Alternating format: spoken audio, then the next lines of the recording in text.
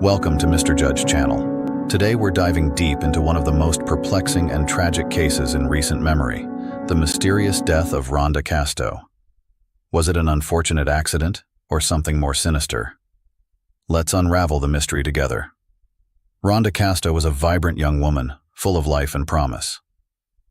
Born on September 25, 1984 in Oregon, she was a loving daughter and mother.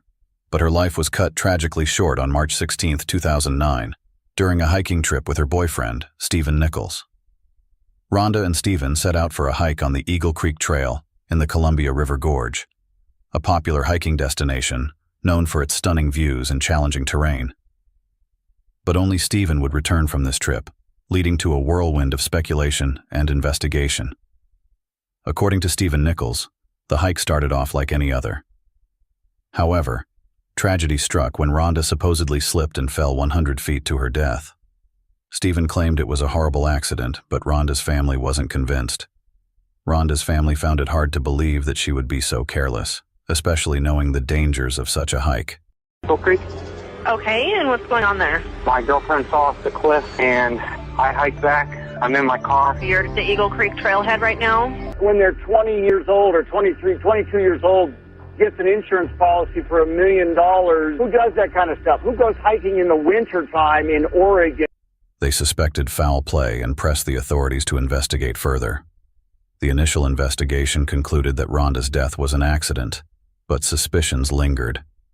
It wasn't until 2015, 6 years after Rhonda's death, that Stephen Nichols was arrested and charged with murder.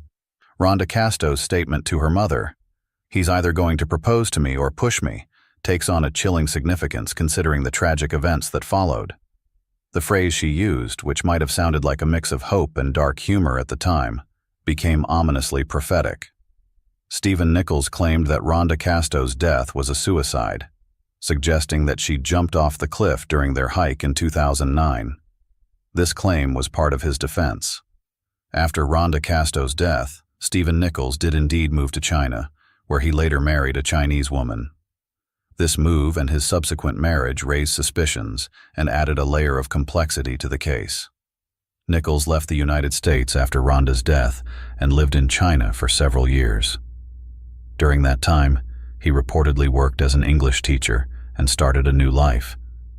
His decision to leave the country and his new marriage were viewed by some as attempts to distance himself from the investigation into Rhonda's death.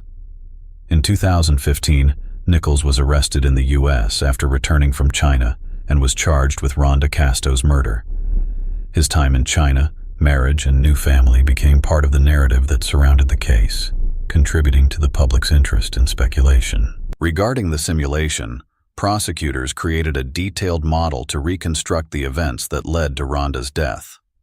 This simulation aimed to demonstrate that the fall might not have been accidental. It took into account various factors, such as the height of the cliff, the distance Rhonda fell, the injuries she sustained, and the terrain at the site of the fall. By simulating different scenarios, they sought to show that Stephen Nichols might have pushed Rhonda off the cliff intentionally, rather than her slipping or falling by accident. The prosecution's argument relied heavily on this simulation to support their theory of foul play. They contended that the nature of Rhonda's injuries and the specifics of the fall were inconsistent with an accidental slip, suggesting that Nichols had a motive to kill her.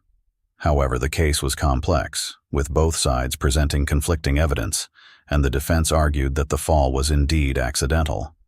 Are we going to get photos of the body down there, close-ups? Are they ready down there? We're recording. Okay, ready? 1, 2, 3.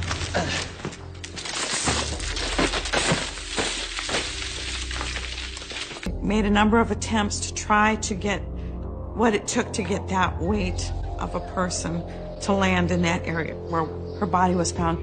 We'll help stand her up, and then we're gonna give her a heave.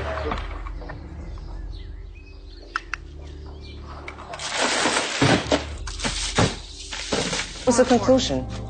The conclusion was it required a hard push to get the crash test dummy at the point where she... Prosecutors argued that Stephen had a financial motive. Rhonda had a $1 million life insurance policy, and just days before the hike, Stephen had increased the policy's coverage. They also pointed to a history of alleged abuse and control in their relationship. During the trial, the defense maintained that Rhonda's death was a tragic accident. They argued that the prosecution's case was based on circumstantial evidence and lacked concrete proof of foul play. In 2017, after 2 years of legal battles, Stephen Nichols accepted a plea deal. He pleaded guilty to criminally negligent homicide and coercion, avoiding a lengthy trial and potential conviction for murder. Nichols was sentenced to 25 months in prison, but was released shortly after, having already served much of his time while awaiting trial. The plea deal left many questions unanswered, and to this day, Rhonda's family and friends continue to seek justice and closure. Rhonda's mother, Julia Simmons, has been vocal about her belief that justice was not served. She continues to advocate for a more thorough investigation and has kept Rhonda's memory alive through various initiatives. This case highlights the complexities of the legal system and the challenges faced by families seeking justice. While Stephen Nichols has moved on with his life, the shadow of Rhonda's death lingers. Thank you for joining me on this deep dive into the Rhonda Casto case.